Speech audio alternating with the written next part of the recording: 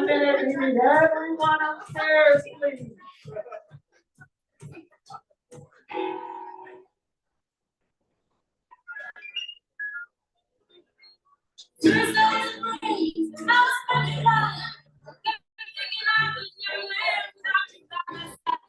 What's your live regarding anything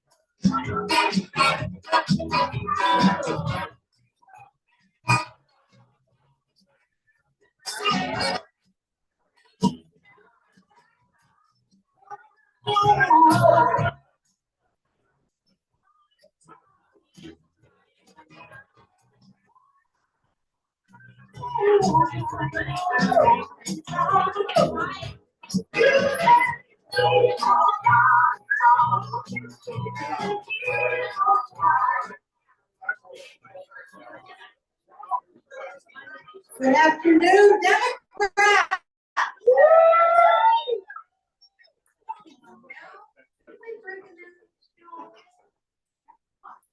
Hello, Democrat.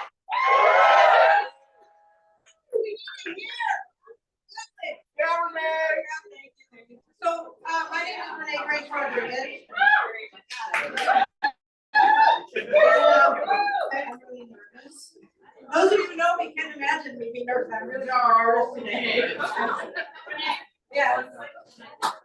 Yeah. Okay. All right. Okay. So we're gonna go. So this is Stonewall 46 Honors Award. Woo! We're so happy to have you here because your support as members of our community and as allies make it possible for us to do the important political work to preserve the rights of our people. And that important work this year is going to include 100,000 mailers to this county. with your names on it. Those of you running for office, our endorsed candidates, your name and some of your pictures will be on that slate mailer, so people will learn about who you are, that you are definitely our ally and friend, that you are definitely a member of our community. We're so proud to have you as part of our endorsed candidates. And it also is going to include this year, and that's why I want you to look around the room. There's QR codes everywhere. And if you can dig a little deeper, pull out your phone, because our goal this year is to do 1 million tests in LA County right before the elections in November to make sure that Democrats show up and vote.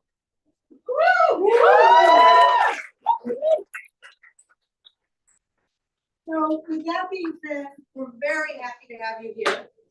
I want to thank, first of all and foremost, is our president circle is Frost LLP, legal firm.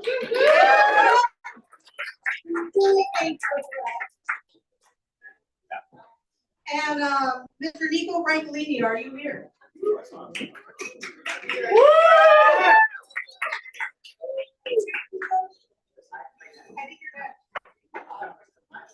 No.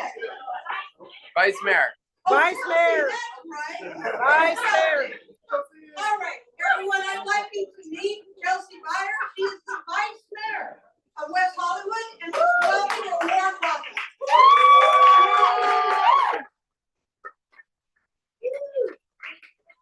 Welcome to West Hollywood.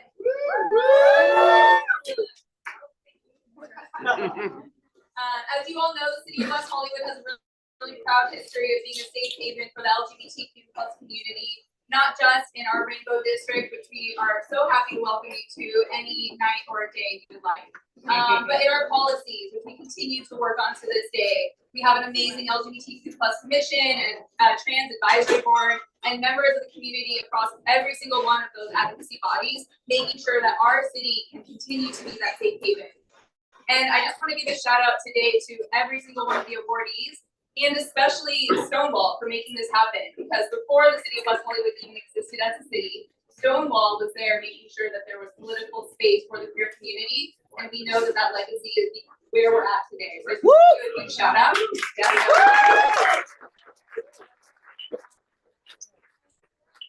I just want to give a couple shout outs. I know that there's so many people in this room who deserve it, but this morning a really amazing effort took place, and that's I would say a continuation of the good leadership of Stonewall. And Jeff Prang helped us launch today the first ever LGBTQ elected officials.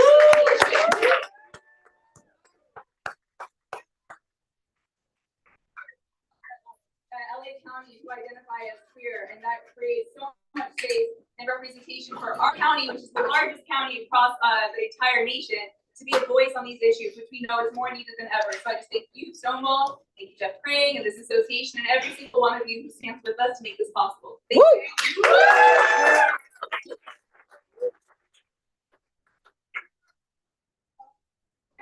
He's here. You want to go down there? Yeah. Oh, step forward. Yeah, be down there for the. Yeah, for sure. I think we got it. You're right.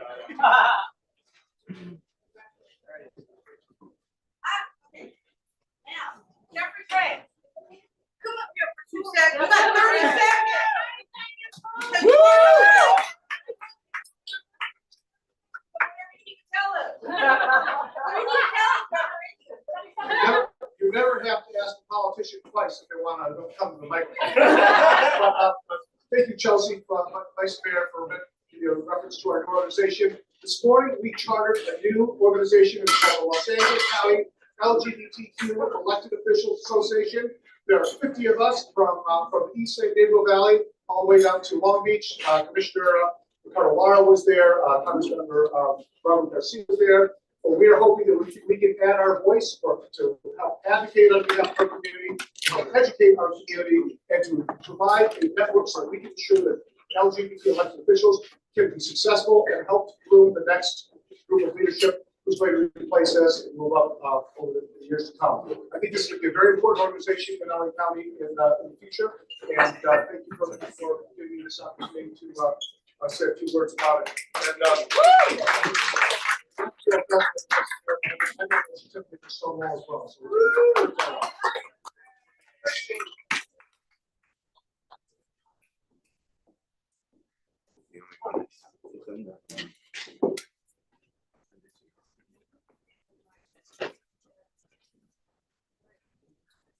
I'll be there. I'm up here.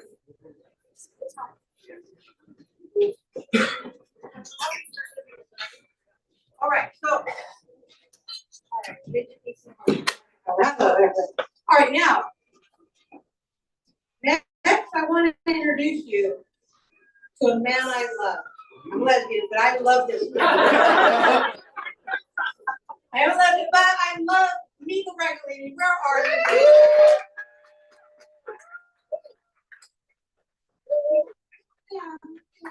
Part of Frost LLP, which was our top sponsor. Thank you. And the other thing I'll tell you about Miko is he's the most amazing vice president in Stonewall as the political.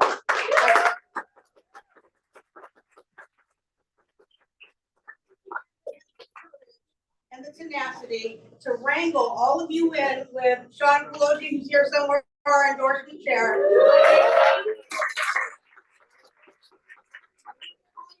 To answer that obnoxious questionnaire, yes, I know it's obnoxious, I've got to know who you are. And you get in for these endorsement interviews, and we're very, very happy with the endorsements we produced in that process. Thank you for participating. I will now turn it over to Miko Recklizzi.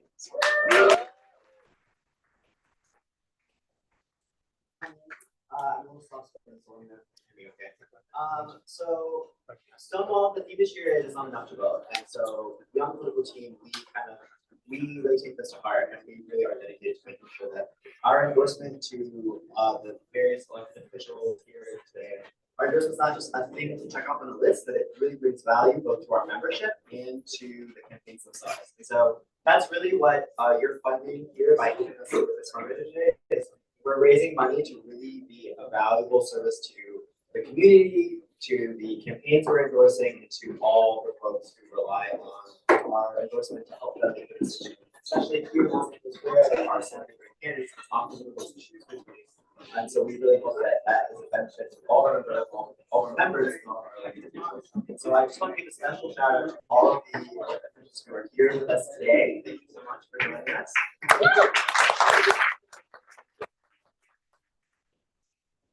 Looking forward to a successful election.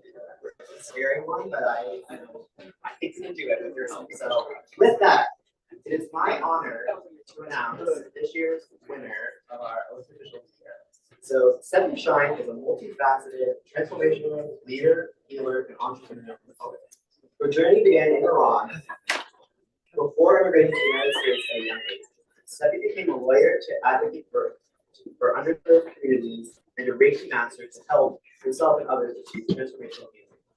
Stephanie is a tireless advocate for social justice, particularly within the LGBTQ+ and immigrant communities. In 2020, she became the first openly LGBTQ+ woman of color elected to the West Hollywood City Council, and in 2023 became the mayor of West Hollywood and the first LGBTQ+ Iranian mayor in the world. As a dedicated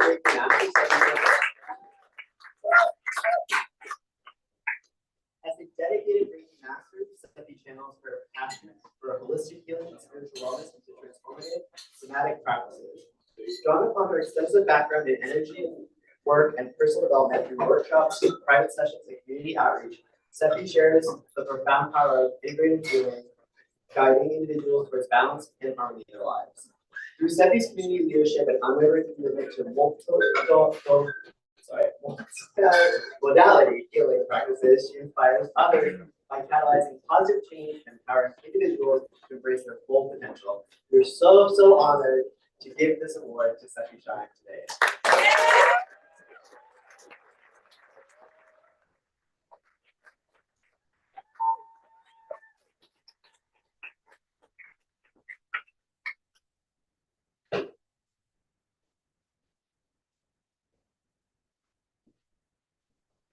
I'm just gonna place this down here.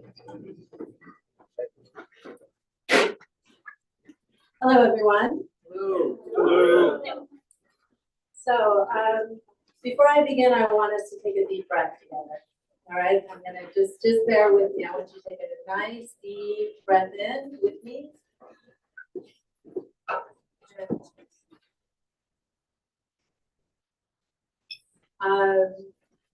Thank you so much for this honor. I want to thank the entire Stonewall board and executive board and volunteers for all that you do for the community. It's I have so much gratitude that the president of Stonewall is a lesbian.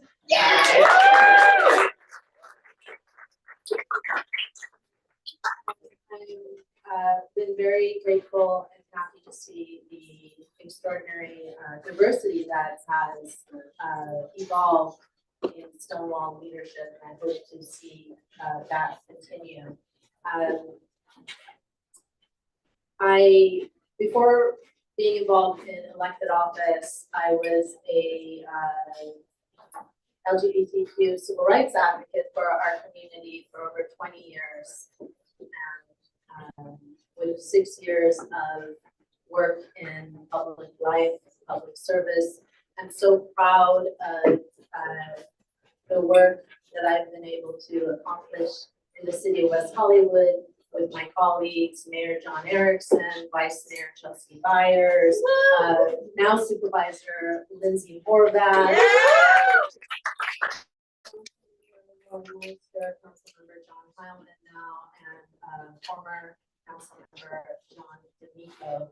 Together, collectively, we have done extraordinary things.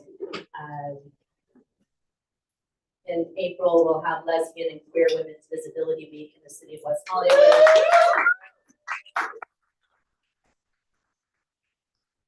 I'll bring to the city of West Hollywood to really honor our lesbian and queer women.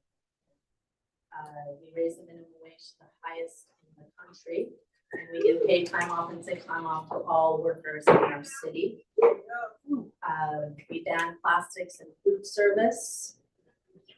We have now taken a incredible equity, social justice-based approach to policing and mental health services in a holistic way in our city that no other city has yet done, but there are cities that are replicating the profound shifts that we have made in our city. And I'm thankful for all of our partners that are in this room that have helped in all of the ways that you all have contributed. Serving has been such an honor for me, and an experience like no other. And I feel so grateful in my heart and complete with what I've done to the city of West Hollywood. Here in the Doheny room is actually in 2019, the first time I ran for office was where I had my kickoff. Yeah. So with that said, I do have an announcement to make. So I want you all to take another deep breath with me.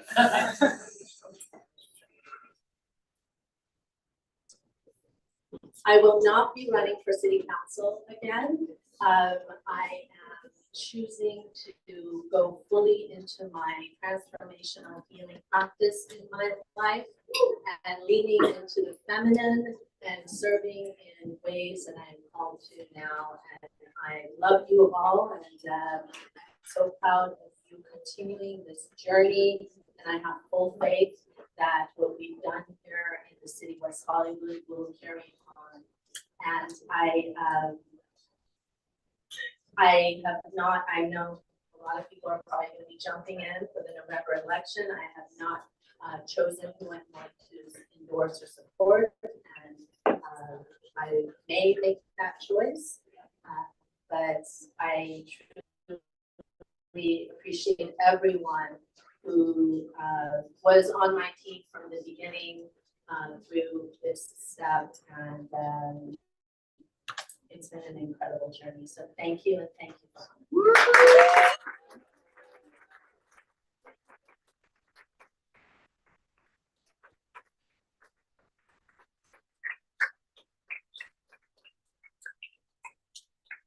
Well, I've been told that I need to be here. They can see me, okay. I'm short. So now, I have the privilege and the honor. What a privilege and honor it is to see this happy face arrive and here today. Let's welcome Congress member Cindy Kamala.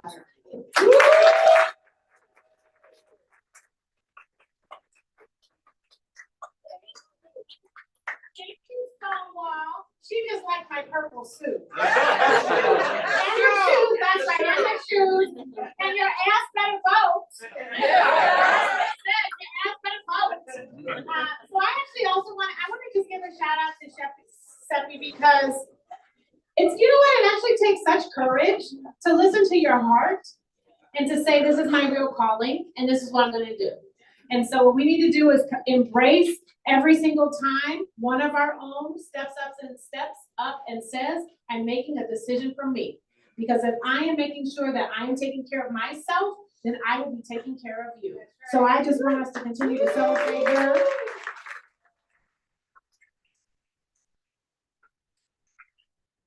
Because it is hard out there to try and be whole. I am here to present the award to the Trailblazer of the Year, the United States Senator from California, Miss LaFonza Butler.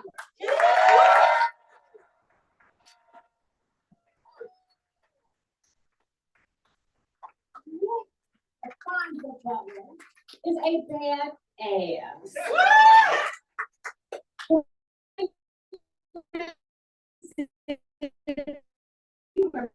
My stepfather was born and organized. She came here to head up ULTCW, which turned into SCIU 2015. And that was where, that's right, wow. And that was where I met her. A woman leading with grace and grit, unapologetic about who she is, unapologetic about why she came here, completely excited about and committed to the work of organized labor, especially labor that uplifts women of color, poor working women of color who chances are taking care of somebody that we love, doing the hard work day and night and overtime, dealing with conditions that don't always see them wholly for who they are, and asking us to receive that with dignity and respect and dignified wages and hours, compensation of all sorts. So she came into this city like a lightning bolt, and me and everybody I know jumped back. Because with lightning comes brightness, and in this case, love. She then moved on to do a whole bunch of other stuff in the political world, helping folks see the light in terms of what they needed to do to earn our vote for real, for real. She then ended up as the first African-American woman to lead Emily's List, a national organization designed to get more women elected. And then I'm sure she found herself on the receiving end of a very strange call that led her to be appointed as United States Senator for the state of California. She is the third, you clapping while I say it, she is the third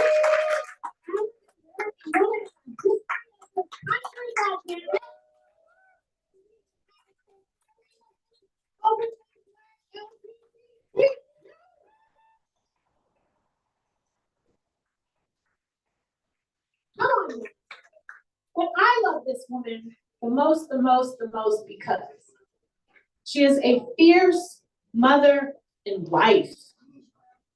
And she puts her voice on the line every single day for what it means to be part of and to help lead a Black family, to love and protect a Black child, to love and protect and honor a Black wife.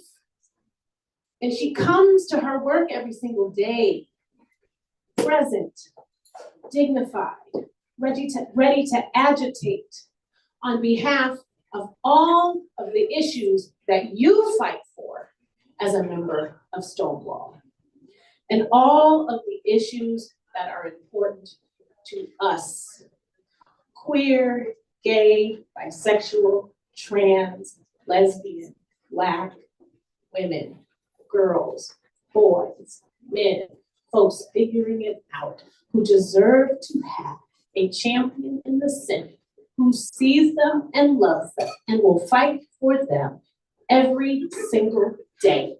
Give it up as we honor the trailblazer of the year.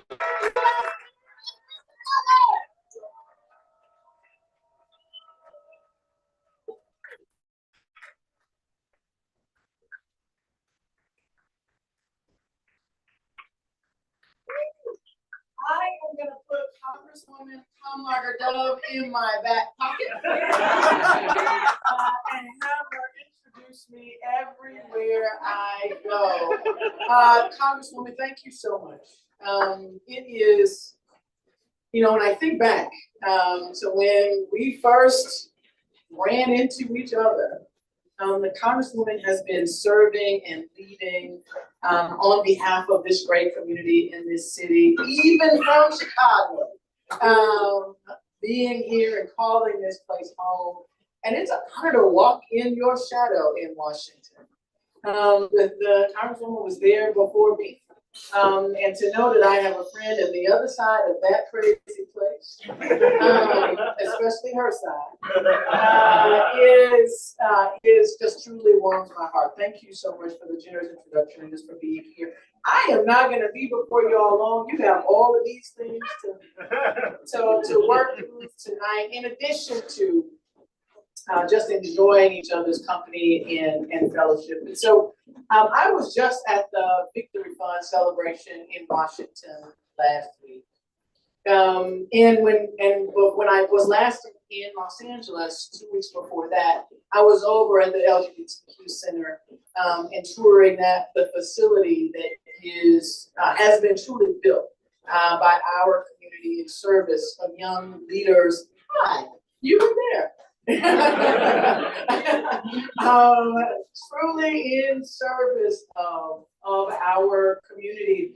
One of the very first meetings that I did actually was Equality California's board meeting here in Los Angeles just after Governor Newsom appointed me to the seat. I tell you all of that not to earn my gay card. I think I got that. But I tell you all of that. So that we can together appreciate just how much it means to be honored by the Stonewall Democratic Club, particularly as your trailblazer. To have my name in a sentence like that includes the word trailblazer, honestly, is a little weird. It was never my intention to blaze anybody's trail. It was only my intention to do what my mother raised me to do, and that is to be in service to others. Yeah.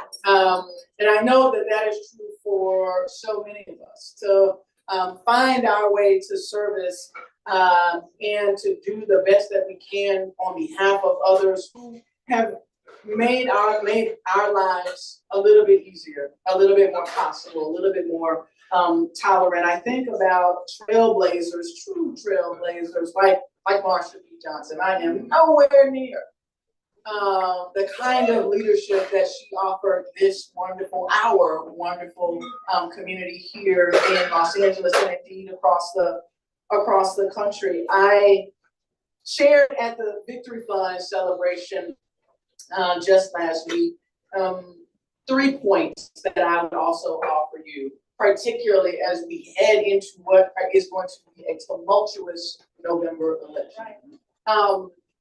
I said in Washington that these are days that require that we in our gut know exactly who we are, and knowing that we are in the right place at the right time, doing the right thing. In the right place. In the right place. We are in the right place of Los Angeles, in this great community of West Hollywood. We are in the right place of this great community in this great state because we all serve as a beacon of hope to so many LGBTQ plus family members who live in states that are not nowhere near as embracing of our community as our state. We are in the right place because we can tell the stories to our brothers and sisters across the country, that wholeness and being seen and honored and respected in our workplace, and being able to celebrate our love and our loved ones.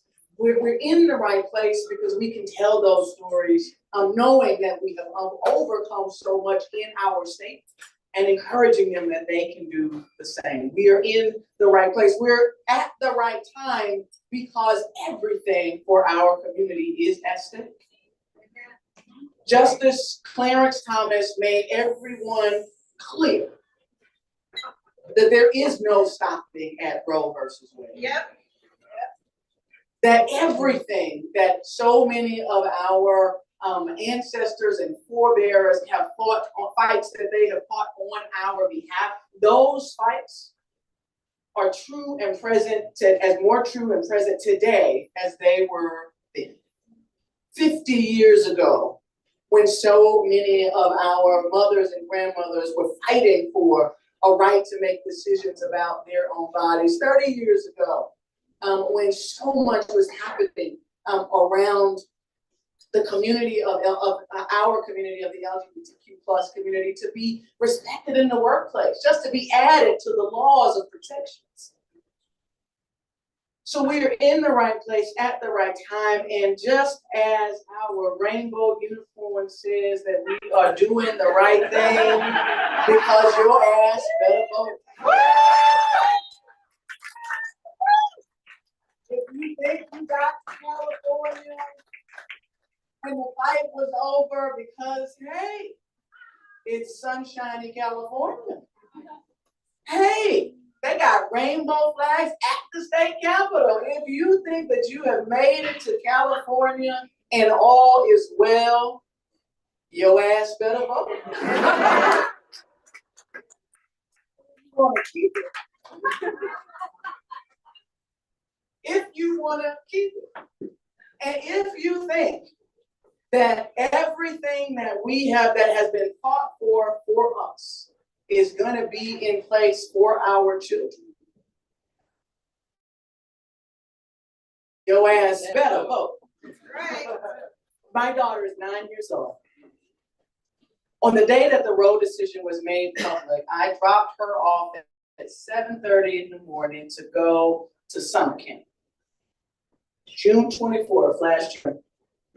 I dropped her off about 7:30 in the morning. If you will recall, East Coast time. About 9:30, 10 o'clock, the court published the decision. I slammed down my computer. I was in the middle of a Zoom talking to somebody about something. And in a breath, Seppi, in a breath, realized that my then 8-year-old child was going to come home less free than when I sent her. So if we believe that our children deserve to be not less free, but more free, your ass better vote. Because it's not, and frankly, as was said before, it is not enough to just vote. We have to do the work. We have to fight the fights. We have to raise our voice. We have to go to all of the endorsements meetings that I know leaders of this group don't want to go to. You have to listen to all the speeches who you know they probably could have practiced a little bit more.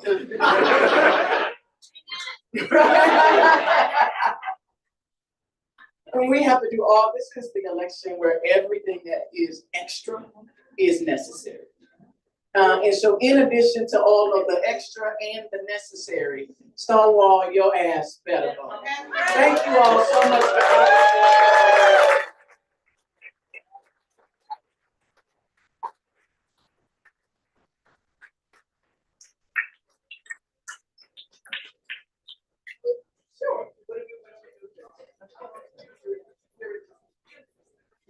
I'm in charge.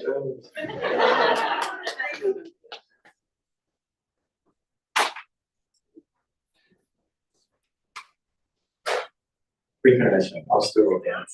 Love you, Joe. Hi, Lisa. All right, Q&A session. How's everybody's day going? I know, okay. You know, I think I just monologue for a little bit while we're getting through it. I love the stage, I don't know. Okay. No, okay, what did I do today? I woke up, I went to go get breakfast, I didn't brush my teeth, and I did afterwards, and then I realized I needed to come after that. I had to get ready, and this is, you know, this takes an hour. More than an hour, honestly. But other than that, I'm here now, wasn't in a good mood, now I am in a good mood, seeing all your faces. It just turns on this mode of seeing everybody I love, seeing people in my community. You know, we keep going. Okay. All right, who do I see? Who do I see? I see Seppi. Hi, Seppi. I see Lucky. Where's Lucky? Lucky's over here. Hi, Lucky. I see Karina. Hi, Karina. I see Rocio Rivas. Hi, Rocio. I see Tristan. Hi, Tristan. I see Jackie. Hi, Jackie.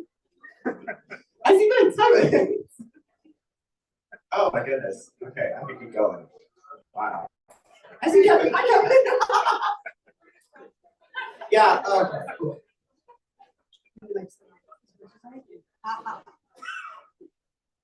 We have some pictures being taken. Our next speaker will be coming up shortly.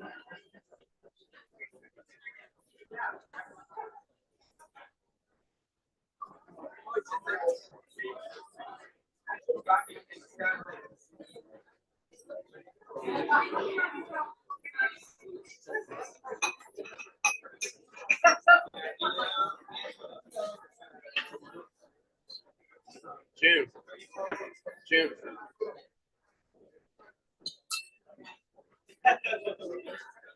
Jeff. June. June.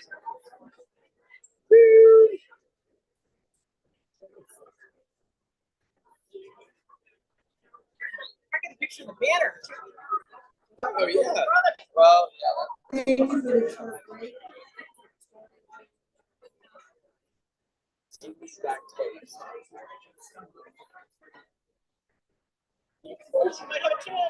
Devin. Devin. Devin. June.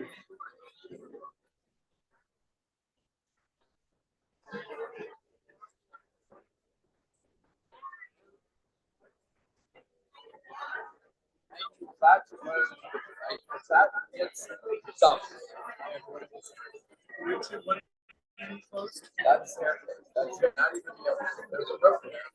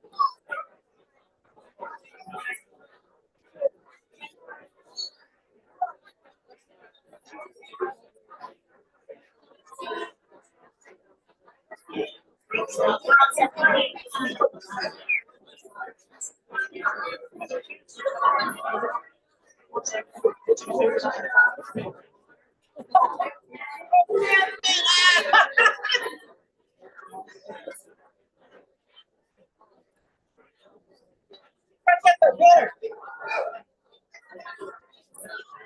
trying to get the banner.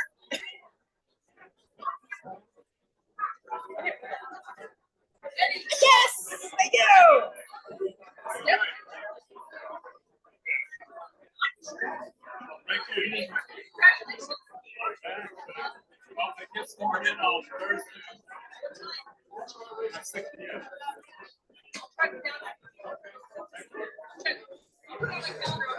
All right, everyone, we're coming back down.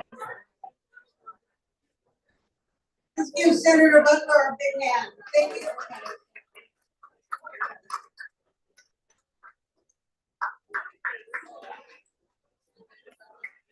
All right, everyone, we'll go back on the air.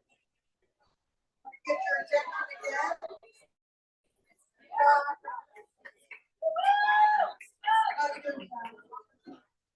All right.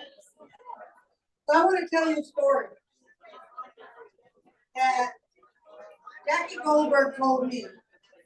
And she may not even remember that she told me. But you think about her legacy, how long she has been involved in politics. Get your attention, folks. And Jackie Goldberg was an out lesbian since the beginning. And it blew my mind when I was less than 10 years old that someone was a lesbian and out and involved in politics. And finally, I saw someone like me that I could do that. And so your legacy is my dream and hope. When you put it, help make a reality and move forward with that for us. Jackie Goldberg has been an amazing teacher, community member, and organizer. And none of us can forget, after Satakoy and Glendale, her million views on YouTube, on TikTok, YouTube, on YouTube, TikTok too, of her standing up for our community. And the rage in which she spoke, and that she got us all fired up. And the last thing I want to say is this: the senator was right. Your ass better vote. Yeah. But you want to know what's more important than that? Is that we cannot get our people elected just by voting. And that is the theme of our program today. Voting is not enough. It is not enough to vote. How many of you have ever canvassed for a candidate? I'm not seeing every hand in the room go up. Is that because you ain't done it yet? Well, I'm a lot of fun to go with. I love going to houses and knocking on people's doors. And I don't do knock knock bitch. I stay there to talk to them. I even talk to the ring doorbell. So if you haven't canvassed yet, Stonewall is going to be having some canvassing event, and you can go with me. I will take you with me and show you how it's done. It's a lot of fun. If you've never phone banked before, phone banking is a lot like telemarketing. Now that's the work, folks. To sit there and get a no after a no after a no, and then finally some person gets on the phone. Well, who is that person? And you start to tell them about your candidate, and they get excited. And then they learn about this. I'm going to tell you another thing. I'm on the Voter Services Committee for the KDM, and I do the protection hotline. I put 40 hours in during election. I have that phone going. And I'm going to tell you, you Dem clubs are not doing enough for your visibility, because I cannot begin to tell you how many people tell me, what's a Democratic club? They call up and say, who should I vote for in my community? And they don't know who to vote for. I said, well, have you checked in with who your local Democratic club is endorsed? What's a Dem club? It's time for you to get visible. It is not enough to vote.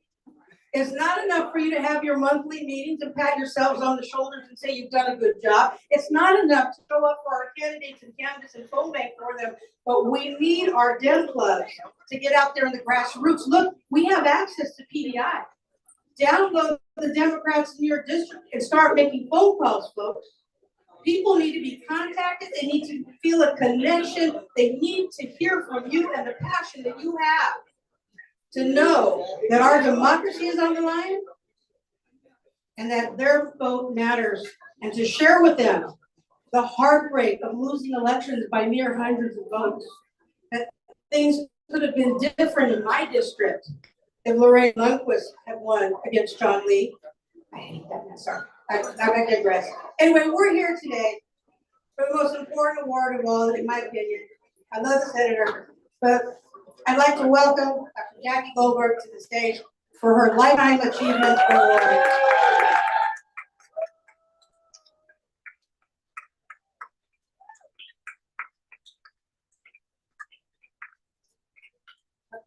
And also, I want to bring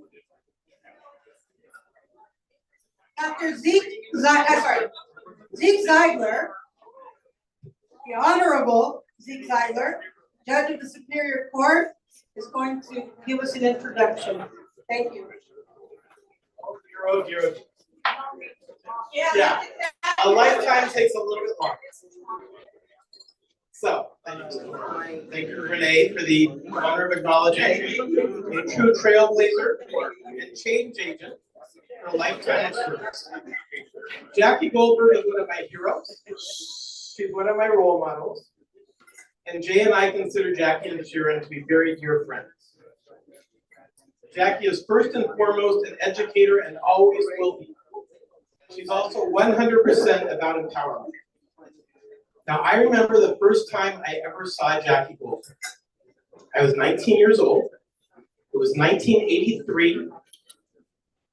And there was a rally that a friend took me to keep Dan White, the killer of George Moscone and Harvey Milk, from being paroled to Los Angeles. And Jackie Goldberg got up and spoke. And I turned to my friend and I said, "This is so cool, there's a lesbian on the school board." As it turns out, Jackie had just been elected that year, 1983. Now let me think about that. 1983 was just 6 years after Harvey Milk got elected. 5 years earlier, the California voters defeated the Briggs Initiative, which attempted to ban homosexuals from being teachers in California. And here you had a teacher raising a son with a female partner getting elected to a school board.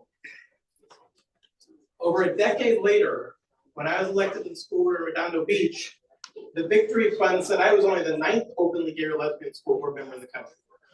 Imagine that was a decade later after Jackie had been elected. If you haven't seen the film Political Animals, highly recommend it. Documentary about the first 4 open lesbians in the California State Assembly. Imagine sitting in the legislature in Sacramento, about to get up to speak about your partner, your life, your relationship, right after another legislator has gotten up and talked about how all of his years as a rancher, he's never seen one heifer get with another heifer. She remembers that. But in reality, Jackie has never been a politician. Jackie has always been a placeholder for coalition. Her activism, I'm sure it started before this, but started in the 60s, where she eventually became a leader of the free speech movement. She became a school board member in Compton. Nope, teacher in Compton. She was a teacher in Compton. 17 years, teacher in Compton. Her first election was because a group of activists, teachers, parents got together in a room and needed to find someone to run for that school board seat. And Jackie walked out of the room as the candidate. To this day, if you want Jackie's endorsement, you have to go to her kitchen cabinet because they make the decision as to whose endorsement Jackie goes to. She is the most grassroots elected officials I've ever seen. And you can see that by her average donor dollar amount. She encourages others to get involved and run. She teaches them what they need to do. And she gets volunteers out. right, Fidencio? Yeah. She's also part of an incredible team because Sharon has been a true partner in everything Jackie's done. One of my most vivid memories is Jay and I got together with Jackie and Sharon for dinner as Jackie was just deciding to run for state assembly. I had run a couple of years earlier. I remember Sharon sitting with rapt attention, asking the most detailed questions about running for assembly and what if she gets elected. Jackie's accomplishments as an elected official are vast. As a school board member, city council, and state legislator, she has had a major impact on domestic partnership issues, including sponsoring AB 205, which expanded domestic partnership rights in the state of California. She paved the way for so many of us. When I was on the school board in Redondo, trying to get domestic partnership through, I handed the superintendent this giant packet of research Jackie had done in LA Unified to show the minimal impact fiscally of adopting domestic partnership benefits for employees. She has championed local and statewide local and statewide education funding, student health centers that include reproductive education and resources, the expansion of Project 10, Hollywood revitalization, housing project for families experiencing AIDS, and the list is extensive. Like I said, a lifetime takes a look back. After a full career, Jackie answered the call again in 2019 when it was decided she had the strongest chance of winning that school board seat. She has come full circle. Here we are over 40 years after her first school board election, and she is finishing up her final term. That's not just a trailblazer. Hey folks, listen up. That's a lifetime of selfless service, putting all of us first. Thank you and congratulations.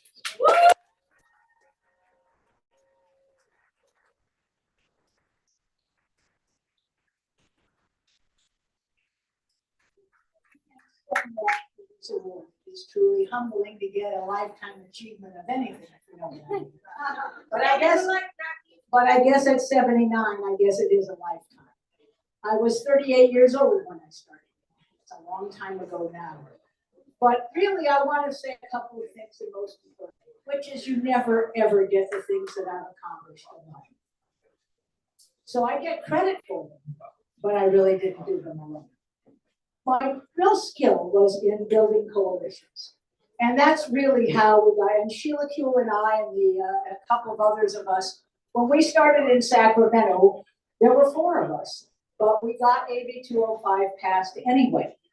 And that was in the early, what was that, I remember what, but it was in the 90s. And it was really a battle because we didn't quite have enough votes. It's not like the assembly now when they have 2/3. We barely had a majority when I was in the assembly. So I needed all the Democrats. But that conversation, that 2.5-hour debate before the vote was truly amazing because members who had never talked to me about LGBTQ issues came out about a cousin or an uncle or a nephew, began to identify that they had a responsibility to those young people. And even though they themselves were not gay, it was a truly emotional time to hear that series of events. But all of the things that I've been credited for accomplishments come with the fact that I've had great staff. So for example, Dr. Rivas was on my staff. Where's Fidencio? So it's a great thing to be an elected official. Kid you not. They do the research, they write the bills, they talk to other people, they get votes for it. They line people up and I sit up and I say, I want you to do this, and they vote for it, and everybody says, Jackie did it. No, Jackie didn't. I didn't do it on the city council. I didn't do it in Sacramento, and I certainly didn't do it alone at the school board. So I really want to thank all of you because you were part of my base. You were a reason I could take chances because I knew you had my back. I knew if they came after me, and a few of them did, And if they came after me, I knew that I had allies. You see, when you let an elected official know that they're going to stand behind you if you take chances, you take more chances. And as a result of that, the rule in my assembly office was we were not going to introduce any bill that anybody else would take. We took all the ones that had no home. Why didn't they have home? Because they were very controversial. They were going to be difficult. They were going to take maybe 2 or 3 years to get passed. Well, see, I love teaching. So you remember the old saying, throw me back in the briar patch? Don't reelect me, send me back to the classroom, make me the happiest woman alive. When you do not care about reelection, you are really free to do any damn thing you want.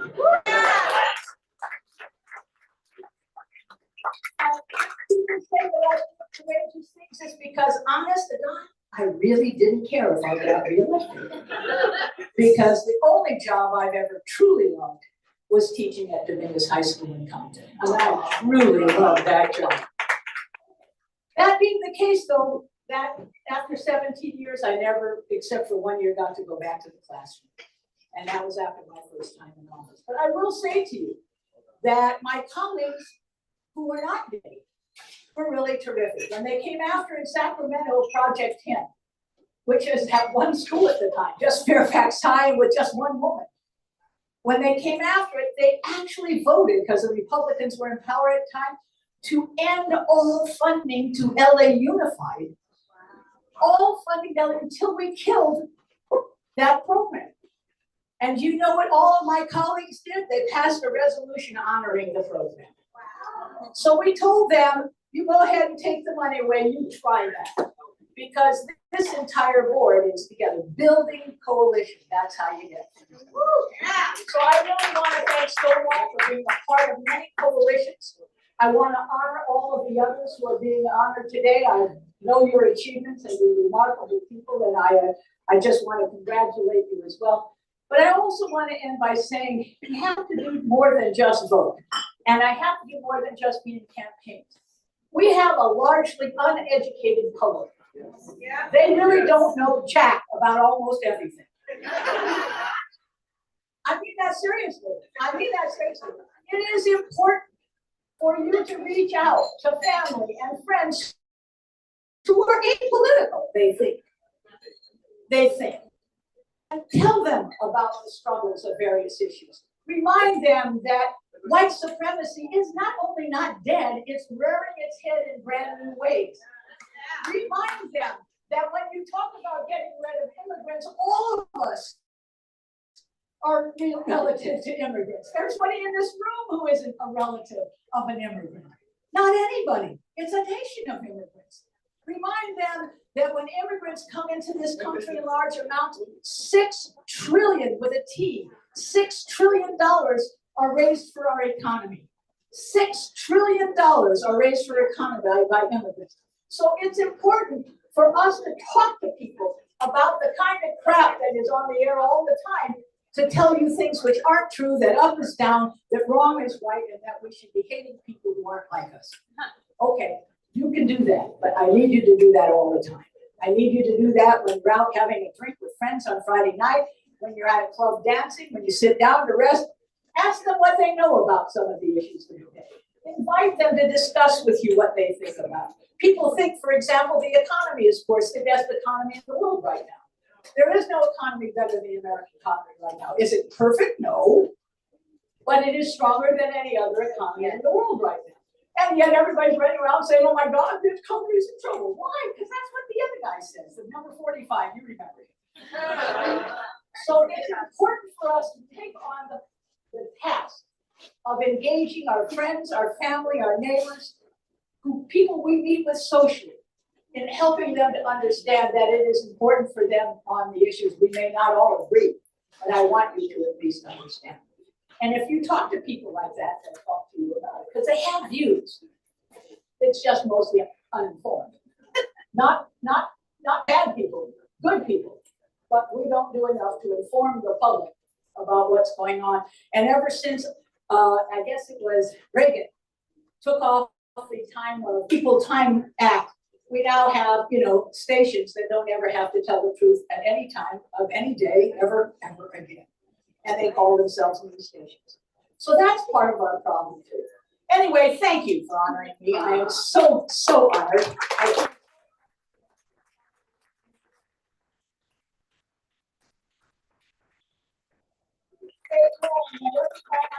Really stand behind me for all of you. Thank you very much.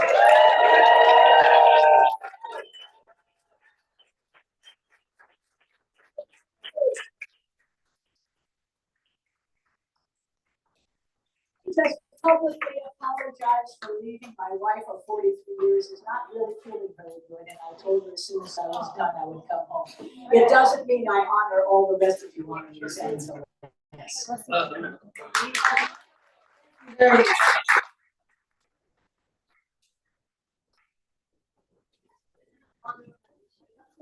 All right, we're going to invite Nico Recklini to back to the stage for a moment. Thank you again, Jackie Goldberg. Thank you for all your achievements and leading the way for the rest of us.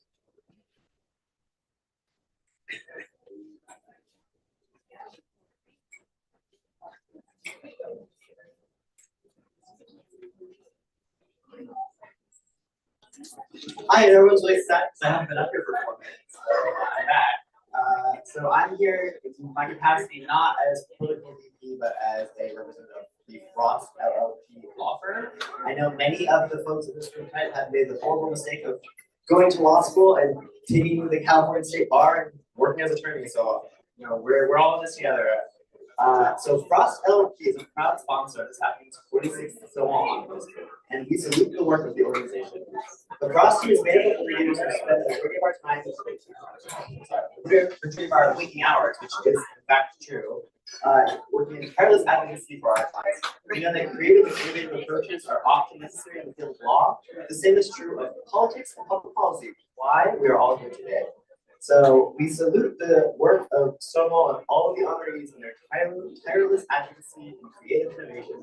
Congratulations to everyone today. Thank you very much on behalf of Frost LLP.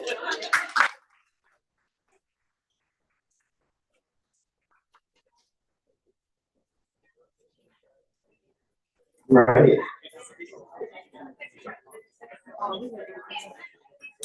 Next up, we have Jack Kennett. Who's our at-large representative for self-identified female.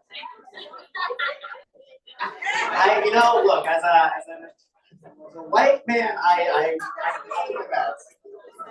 Hey everyone, I'm over in the back. I know y'all are having these great conversations in the back, but I'm here for the rest of us who are trying to honor and respect the folks who are being honored and who are speaking. It is kind of rude. So if you could just at least give your attention for the next few minutes to the folks who are coming up here to get their award, it would be greatly appreciated because we can really hear your conversations all the way up here. So I was brought up here to introduce a friend, someone that I was, oh yeah, still gonna keep talking too, huh? So rude. I was brought up here to introduce a friend and someone I admire and that I look up to. It is not hard to be in West Hollywood and be trans, to be a lesbian, to be whatever you want to be and wherever you want to be. Okay, but it is a little difficult when you're in Compton, when you're in Watts, when you're in South LA, if you're feeling that you're something other than what people expect you to be. And I will tell you that Queen Shayla Tamira has been a friend, has been an advocate, has been in our community for years representing the trans community. She is the founder of the Unique Women's Coalition. She is also the founder of the Trans Giving Dinner, right? A dinner that folks could go to in our community who identified as trans when their own families would welcome them home for Thanksgiving, or as I say, Thanksgiving. Queen Shayla, also like me, trained as a journalist, but came into our community like a firestorm, has been around for quite some time, has been such a fierce activist, and has also inspired a lot of other folks to be fierce activists through her organization, the Unique Women's Coalition. And I'm so honored to be able to bring her up today. My friend who I haven't seen in quite some time. Will you all please welcome Queen Shayla Tamira.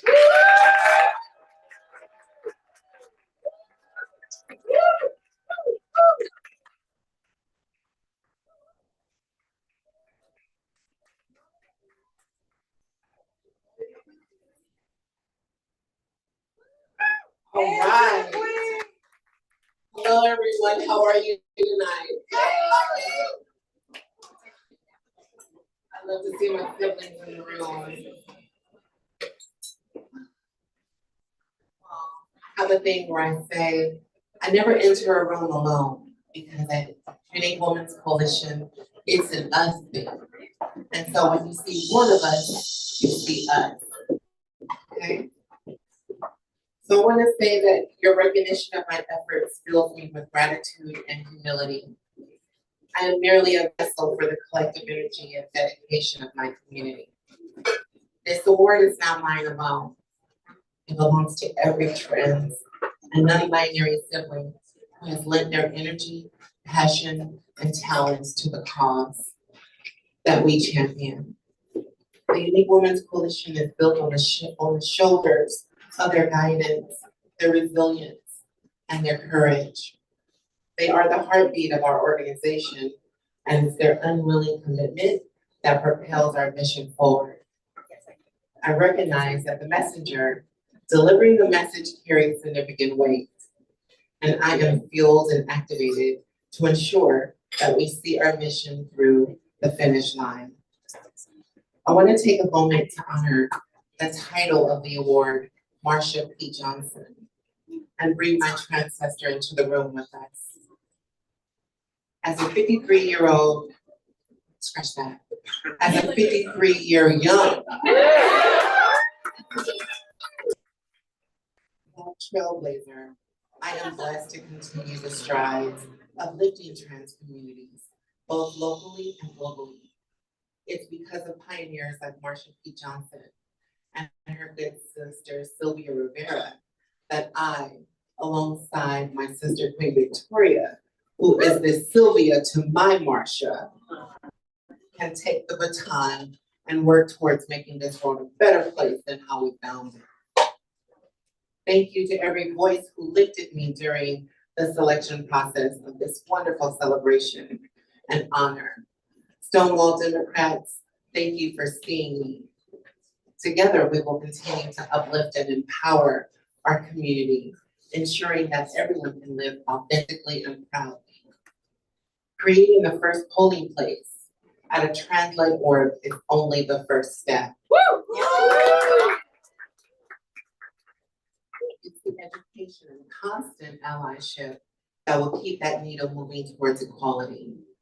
We're setting up to welcome all of our siblings who live in LA County to come cast your vote at the Common on November 5th.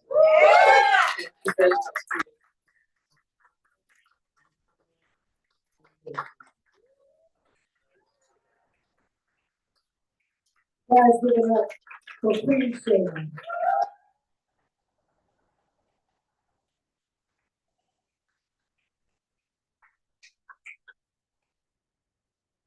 Next on our agenda, Lauren Basson, and you do.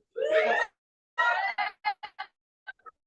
guess you should know who I am. My name is Chris Baldwin. I am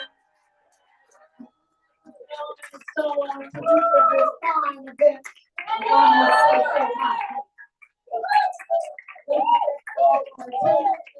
Historic event, this is the 46th Stonewall Honors. I'm so proud and pleased to be a part of the Stonewall community.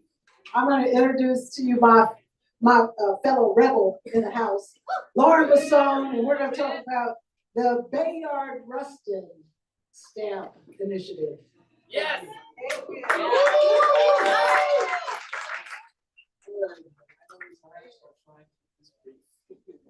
We know that laws can change behavior. But even more than behavior, culture. It's culture that changes hearts and minds, which is why the other side is so determined to erase our culture. For far too long, queers, even when they've been honored, have not been honored as queers, first and foremost. So I'm here tonight asking each and every one of you, this is an assignment, I will check, to if you are on social media, and I know you are, at the entire Equality Caucus and tell those sometimes your friends to get on board and co-sponsor House Resolution 5220. Bayard Rustin, right here.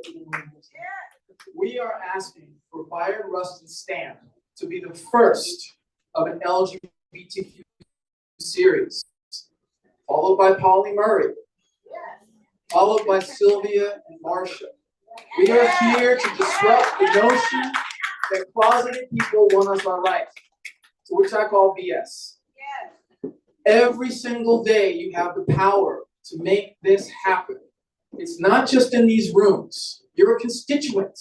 Call, write, badger, whatever you have to do until they all get on board. They cannot be our friends once in a while. They need to do it 24/7. And while you're at it, say thank you to Delegate Eleanor Holmes Norton, who has faithfully introduced this House resolution for the last 3 Congresses running and has had paltry support from, can you believe it, most of Southern California Democrats in Congress? Can I get a boo? That's ridiculous. We can make this happen. And if you're asking, what is it? Why do you write letters in the book? We enshrine what we value in our cultural totals. It's on our money, it's in our stamps, it is in these things. And by the way, if you didn't already know it, stamps are highly collectible, which means they have value outside of the culture. These things matter. And if you think about it, just consider some poor kid being badgered in a red state, or blue state for that matter, who will see one of these stamps and know there's nothing wrong with them, they are not alone. Here's great shit.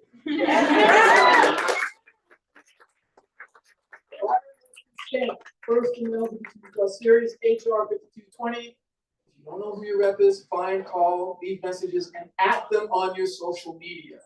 And stay tuned. We will be having more initiatives going forward for this. We can get this done. Thank you.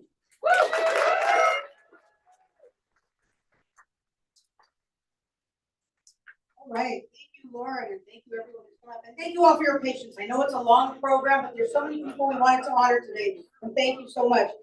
Next up, speaking of sponsors, you know, these events can't happen without sponsors. We've got to have sponsors come and give us some money so we can get the place, we can get the food, we get the drinks, and have the valet here. And I thank you all for all of our sponsors, and I want to welcome one of our first initial sponsors, actually was the first sponsor of this event. And I want to invite him up here to give us a couple of minutes because he's doing important work in our community and he's always stood by our community. Adrien Nazarian, come up to the stage. I know I saw you back there. Good night. They said you don't have to ask a politician twice. Oh, very good. Thank you. You don't have to go. I'm not going to take very long. Stand right there. You told me 45 minutes, right? Yeah. Okay. I just want to take a quick minute and say thank you to Stonewall for doing what you're doing. You're always at the forefront. And by the way, speaking as an immigrant myself, speaking as someone who came to this country, who opened its doors for me at the age of 8 when English became my 4th language, I do understand what it's like to be separated from family. I do know what it's like to have a wonderful living standard and then all of a sudden everything can go to hell because your country goes and falls into revolution and war. And we're living in a very difficult time. If you see right now what's happening, Israel and Iran are at war now.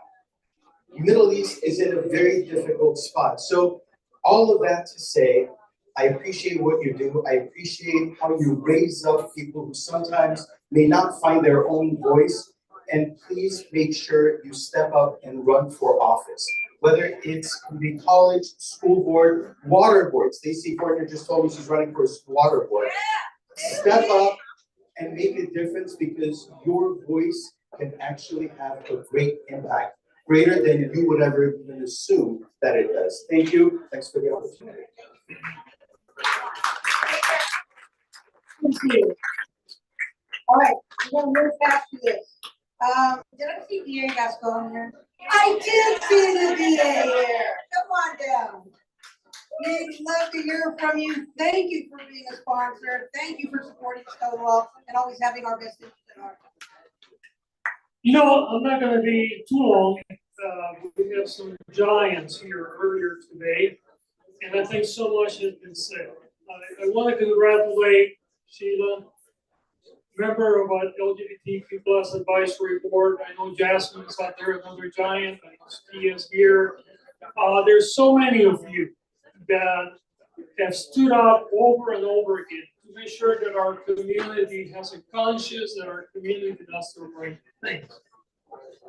But I have to tell you, just this week, the Trans Latina Coalition was the subject of hate and threats against their facility. And the individual was arrested, and we're trying to figure out how to deal with it because the laws are very complicated.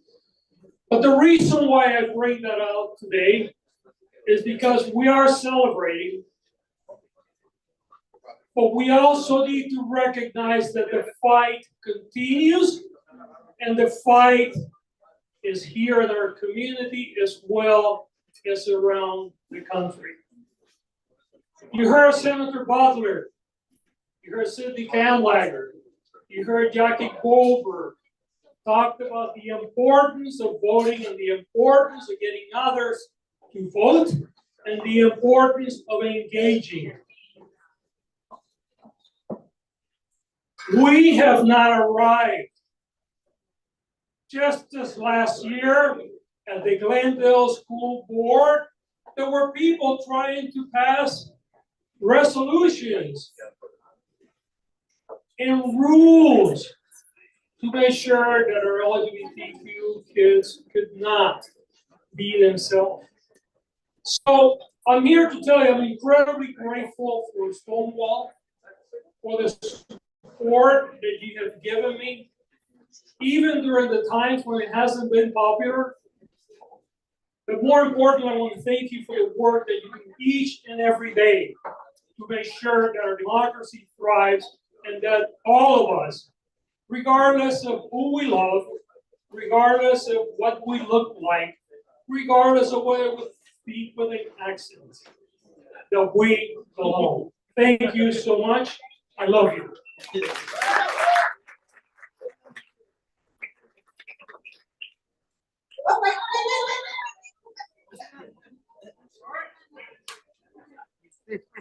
Lawsuit, I didn't have it. No. President Emeritus Alex Mahajer, are you here? Damn it! Get upstairs, Alex. We need you. But I'll take this moment now because I want to present an award to someone very special. Before I even started being more involved with Stonewall, I had met Sarah Roos as part of the Children's Caucus for the California Democratic Party.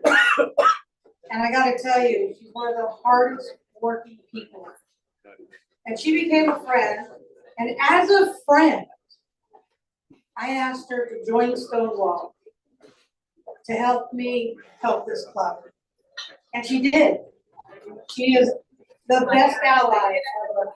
And I want to bring Sarah Roos, please come to this day. You are not permitted to set up what we're doing. Sarah, thank you so much for all you give to Stonewall.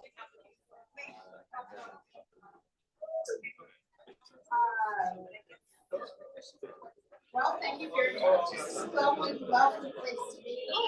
The people here are very nice. It's very comfortable, and I just love when you love you. That's part of the reason I'm here. I came to join because I was asked, and I stayed because it's to me. And also, what's wonderful is how hard people work here, that there are ideas, that people think about things, and talk about them, and discuss them, and know what they're doing, and why. I really appreciate that a lot. Thank you. Thank you, Sarah. Thank you. All right, I want to bring the man whose footsteps I follow behind, Mr. Alex Majer, President Emeritus. Hey, Stonewall Democrats! What? I love it. We get together once a year. We have a fancy party. We celebrate each other. We celebrate the work that we do together. We celebrate the progressive accomplishments we've made as a club, as a party.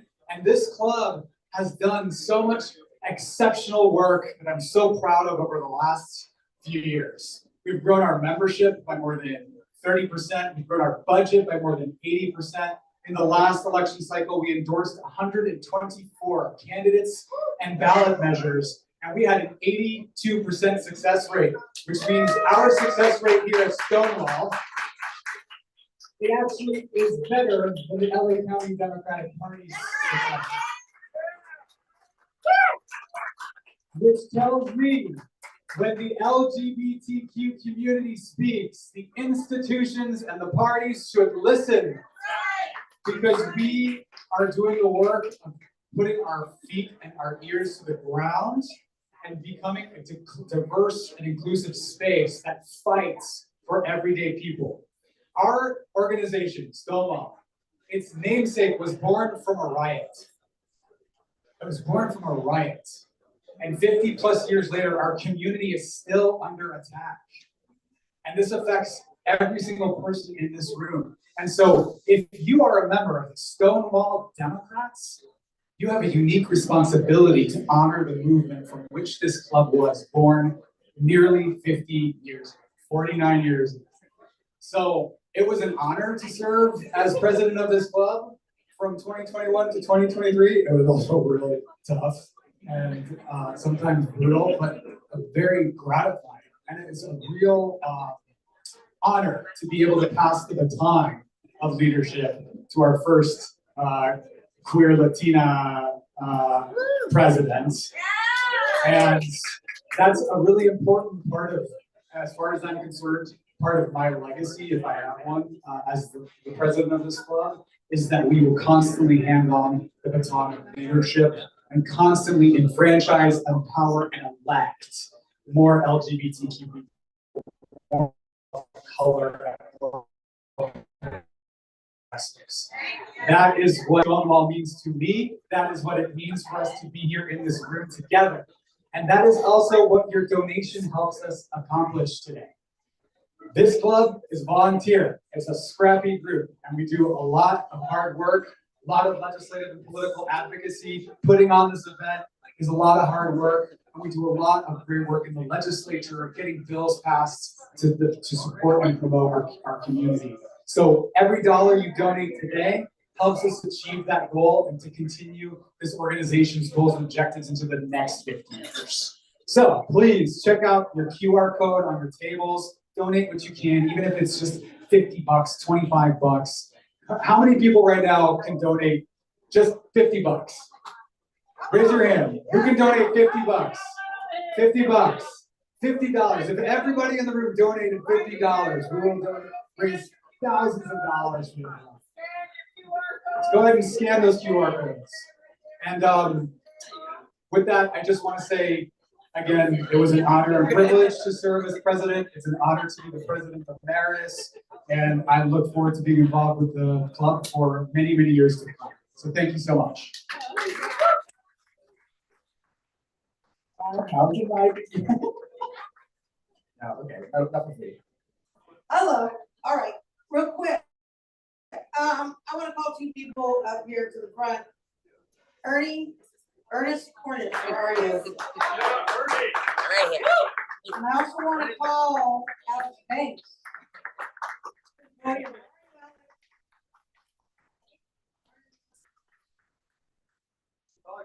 Alex Banks.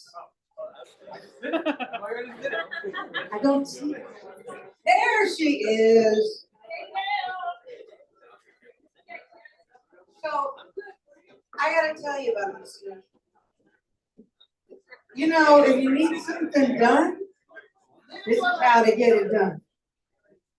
When you need tech support, Ernest Gordon, call Ernie.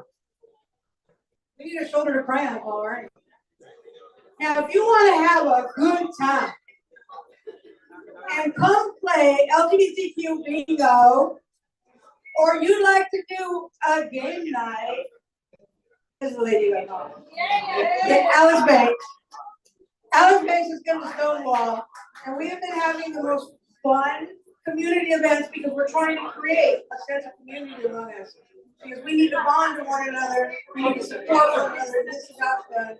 And we want to thank you both for being our volunteers of the year.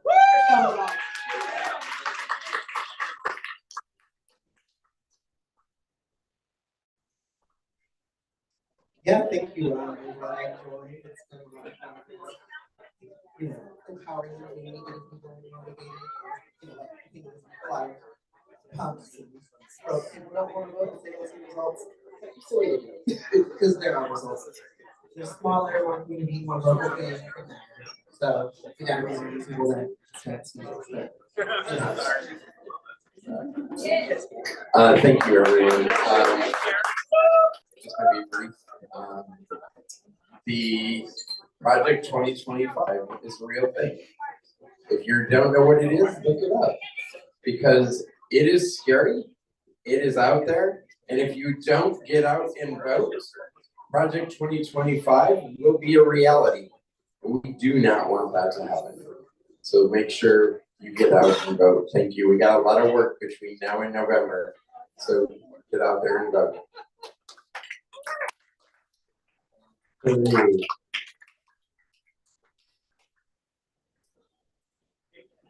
All right.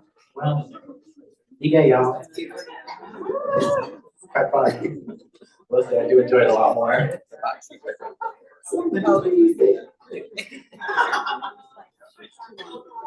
Right on. Okay, we gotta keep this party moving. Our next honoree, I'm very pleased to announce our Stonewall Defender of the Year, Tara Russell Slavin. And that's for Chief Impact Officer at Los Angeles LGBT Center.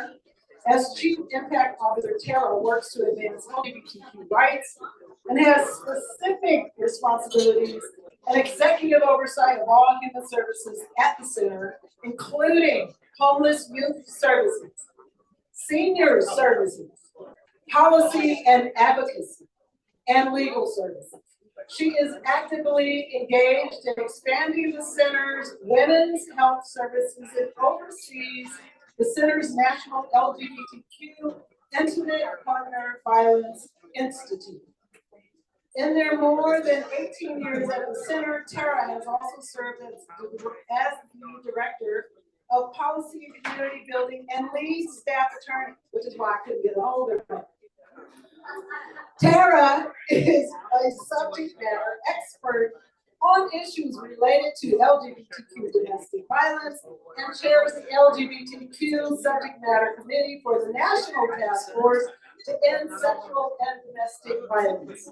She was a leader in the efforts to obtain the very first ever non-discrimination provisions in federal law based on sexual orientation and gender identity as part of the 2013 reauthorization of the Violence Against Women Act.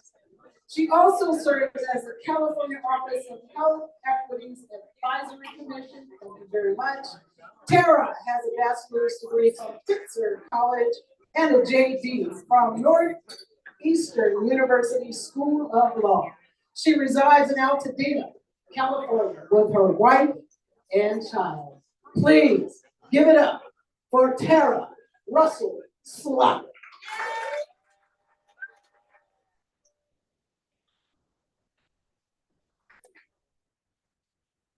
Hi, everyone. I know you've been listening to a lot of people, so I will try my best to keep this short. First, I am deeply, deeply honored. I do not take lightly the fact that I've had the unique privilege to work and be in a public-facing position on behalf of LGBTQ communities. And with that becomes obligation. And I am a person, for those who don't know me, I am a proud lesbian, I'm a proud mother, and I'm a proud feminist. And I know I'm speaking to the choir when I say that the people, right, we are facing unprecedented attacks. There are more than 700 bills, 700 in just the first 4 months of 2024. 200 of those are focused on our schools and public education. Most of them are anti-trans in nature, right? They're coming, they're attacking us on these guise of parental responsibility, right? Parental rights. But we all know they don't care about families, right? These are the same people who are locking up women and children at the borders, right? These are the same people who are taking away our right to reproductive justice. These are the people, right, who will stop at nothing in their quench and for power. And we must do everything possible to stop them. And that is why I'm so grateful to be honored here today, because I know, as someone who works in the nonprofit industry, I don't get the luxury of endorsing candidates as a representative of my organization. But you all do. And I am deeply grateful to know that there is a partner out there, right, that is endorsing the candidates that people need to vote for. Because, and it's across the board, right? Because we can't just vote for president or senator. We have to vote at the school board, which is why, right, the senator just was out and we knocked on 3,000 doors in Glendale. We had more than 1,000 anti-trans bias reduction conversations, and we made more than 200 vote plans in the last 3 weeks because we can get out the vote work. So again, I want to thank you all for what you do, what it means for our queer and trans community. I'm deeply grateful for the work that I do, and I'm humbled to be honored today. So thank you.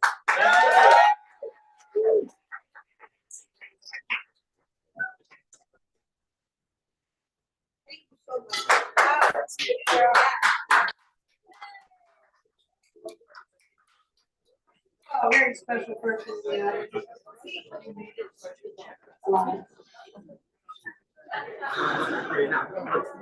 We are very proud at Stonewall that we amended our bylaws and we added a new, very important officer to this club.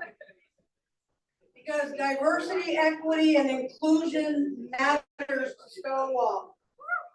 And because it matters so much to Stonewall, we enshrine that in our bylaws. And I want to introduce you to the first Vice President of Diversity, Equity, and Inclusion for Stonewall, Ms. Alana Roche. Hi, y'all. How you doing tonight? How we coming up at the time? I know my voice is always sounds like this because I talk a lot.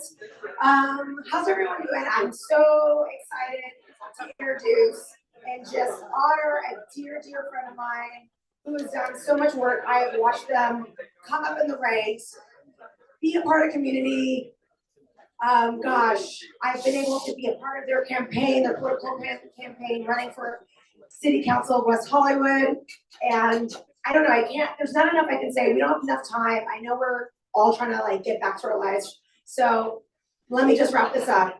Z, you're the dopest. I'm so glad we're homies. And I'm so proud of all the amazing work you've done for the city and for community, for trans community, for the entire LGBTQ community. And everyone else benefits from the work that we have done for our LGBTQ community. That's what folks don't know. The more we do for ourselves and we show up for each other, literally the rest of the world gets to benefit from. So thank you for being genuine. Thank you for having integrity. And thank you for being the dopest human I know. Come over here and get your awards later.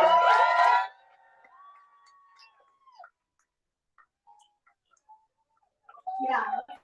Give it up for the one and only Sarah.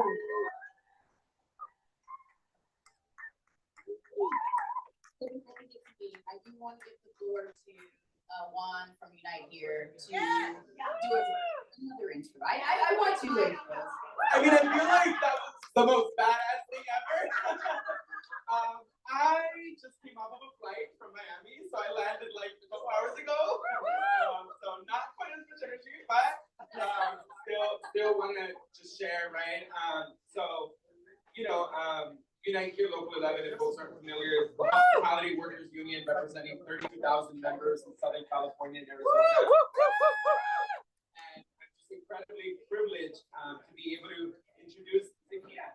And Zakia is an incredible human being who has committed their life to fight for the most marginalized and those that our society does not pay as much attention to.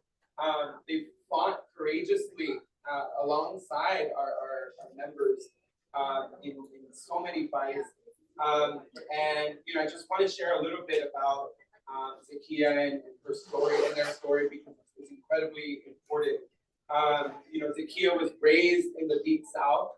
Zakia lived in places where the rights that we are fighting for now did not exist and were denied for many, many years. And so it is after law school that Zakia began working in the labor movement. Zakia's first job was at a union and civil rights law firm in Orlando, Florida. Zakia goes way back with Unite Here, and they helped in an attempt to organize a large retail chain out there and helped union members with disciplinary proceedings and was a member of a union bargaining team who successfully won wage increases among other rights. And we all know everyone who's a union member, it is tough to win those wages, to win a contract. And in 2022, Zakia ran as the first time candidate for the West Hollywood City Council. They were the first runner-up in that contest. 13 votes. And our members probably stood with Zakia then and will continue to stand with Zakia just as they have every single step of the way from when you were still in the South to now. Zakia's dedication to her community and standing with workers is admirable and one of the many reasons that they are immensely deserving of the prestigious Pauli Murray Justice Award. So on behalf of our members, our co-presidents, Ala Briseño, Susan Donato, and Kurt Peterson, I am proud to recognize your contributions and the people's lawyers, Zakia Wright.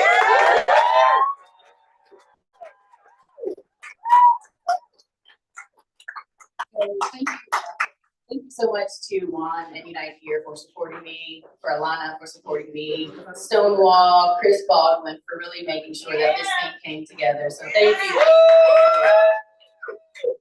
I am truly humbled to be receiving an award that's named after such a courageous person. A woman that was before her time, born in the early 1900s, right? Where she's fighting for the rights of so many people. She was a legal scholar. Ruth Bader Ginsburg referred to her in some of her, she was helping the civil rights movement with tracing and doing all of these things all over the country with the laws. So that way when NAACP was able to jump in legally, they used her work in order to help them to get stuff done. And so to me, it's truly an honor to receive this and someone that has done so much, someone that I would drive and hope to be able to do, that type of work with. And so in preparing for my remarks, I was like, well, trying to think of these, what one or two big accomplishments can I talk about to show to say that, yeah, I'm doing some stuff. I'm trying to get there.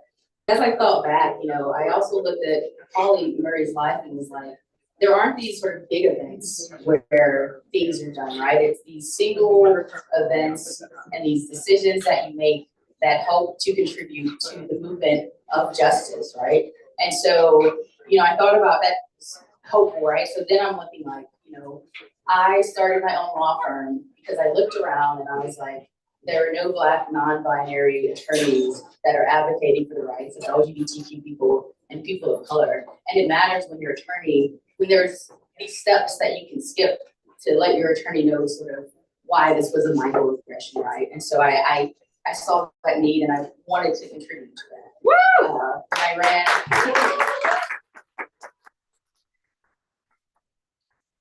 When I ran for city council a couple of years ago, I looked around and I said, this is a city, at that time, I was 38 years old and there's never been a Black council member ever elected in the city. And yeah, surprising. And so I looked at that and was like, well, what perspectives is this council missing, right? What lived experiences are not being incorporated into policy? And so, so I'm thinking like, these are like the small things that are sort of built into this large picture of this justice movement. And so we know what it looks like when the systems aren't working for us, right? And so for me, it's looking at sort of everyone here and thinking that we all have skills, we have talents, we have things that we can do, and there are steps that we can all take in order for us to make this movement for justice successful. And so I'm hoping that I'm either encouraging you or just reminding you to make sure that we're all pushing forward with the talents that we have. We know what it looks like, again, when justice isn't of it, right? When injustices are abounding, we're living in it. There's a threat of it sort of every day, especially in November, depending on voting. Also, please make sure you voted. Make sure you're registered. Check your registration. The Black comes to your house. It's very, very easy here to vote. I lived in Florida. It's really, really hard to be able to vote in Florida. I'll tell you that. And so, anyways, I will sort of leave you with a poem by Pauli Murray, and it's titled "To the Oppressors." Now you are strong, and we are but grapes aching with ripeness. Crush us. Squeeze from us all the brave life contained in these full skins. But ours is a subtle strength, potent with centuries of yearnings, of being pegged and shut away in dark, forgotten places. We shall endure to still your senses and that lonely twilight on your winter street. Thank you.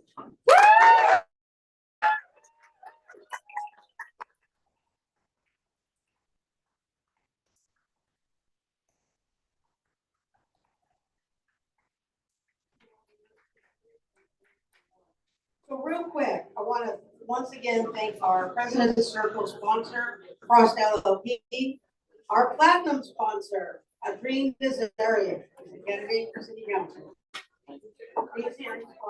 These folks. And our sapphire sponsor, Nico Bragaletti, District Attorney George Gascon, Senator Portantino, thank you. I sponsored, Assembly Member Pilar Shivo, Council Member Seppi Shine, and Council Member Katie Young Yaroslawski. Thank you for your generous sponsorship. And finally, for our silver sponsors, it's just a minute more, and then I'm going to get you to the feature presentation. You're not going to want to miss this. All you night court lovers out there. Yeah. All right, Michael Pelor, Bubba Fish, candidate for City Council.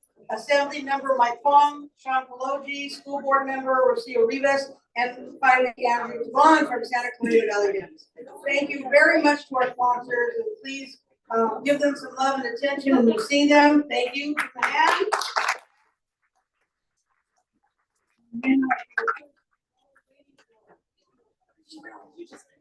Oh, there she is. Oh, okay, good to see her. Okay, good.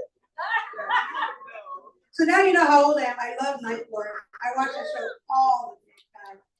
And Rox, she was the best on that show. She was so much fun. What a great character. And nobody better to fill that role than the one and only Marsha Warfield. Let's give her a hand. She's gonna come up here and speak some truth. And it's definitely our community. As I stand here in such august company, I have to ask myself, what the hell am I doing here? I'm not a politician, I'm not an activist. In fact, I'm probably the last one out the closet. I came out in my 60s.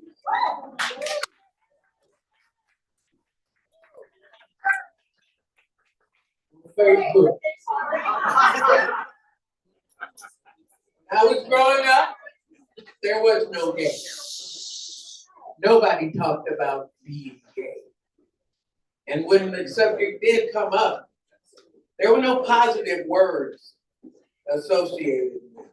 There were no rainbows. There was no love is love. There was, we don't talk about that. So all I knew was that I was different. That's what they said, you're different.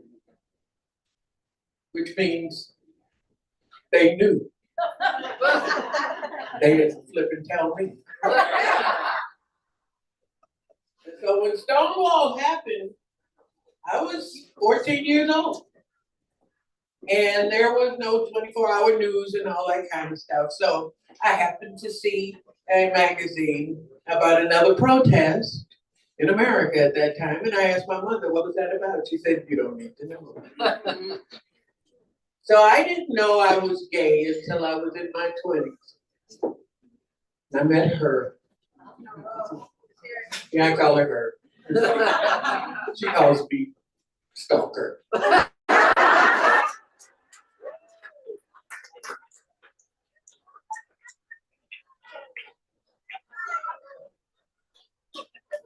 But I am a person, you know, who's a daughter of a woman who was a union representative and went on to become president of her tri-state local. I'm a comedian who tried to organize the union and was pretty successful. We actually got comedians paid in 1979. And I have later, recently, founded my own religion because I believe people should worship gods who look like them. So I founded the Church of Jesus.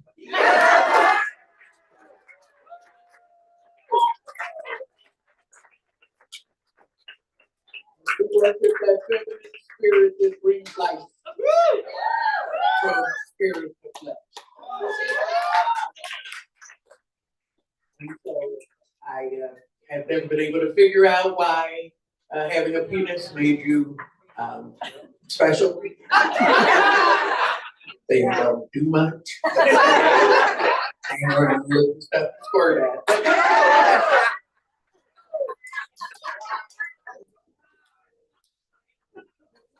Is that in my life I've seen things change, and I can't affect laws and all that kind of stuff, but I can tell you that what I lacked was visibility. I didn't see me. I didn't know I existed. I didn't know who I was. And so for me to be able to stand here and say that I met the love of my life 5, 6 years ago. Woo!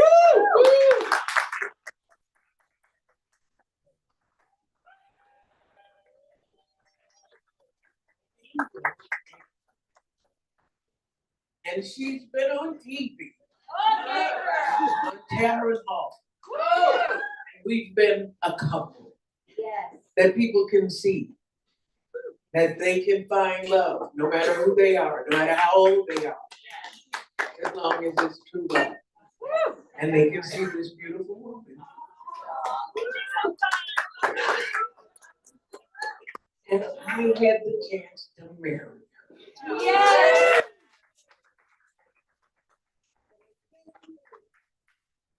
I've had a great career twice. Yes. You know, most people don't get one bite at the apple. I've managed to get 2, and I'm very grateful for that. But last month, I had the honor of marrying a beautiful woman on TV. And had a beautiful wedding in a show that wasn't about being gay. It wasn't about, it was about 2 people who loved each other, married in a place where people who loved them celebrate. And so if that's all I ever contribute, I said no. But I hope to keep being able to stand here among all of you wonderful people and just contribute my whatever I got to give. And just also say thank you. Because, oh, thank you. Because that little 14-year-old girl who grew up with all those protests and couldn't be told what one of them was, she deserves to know who she is and that there are people who are people. They're not weird. They're not strange. They're just people who love who they love. And representation in all forms is vital. And the work you're doing is amazing. And I'm very proud to stand here, about to cry, and say thank you for having me, and may the work continue.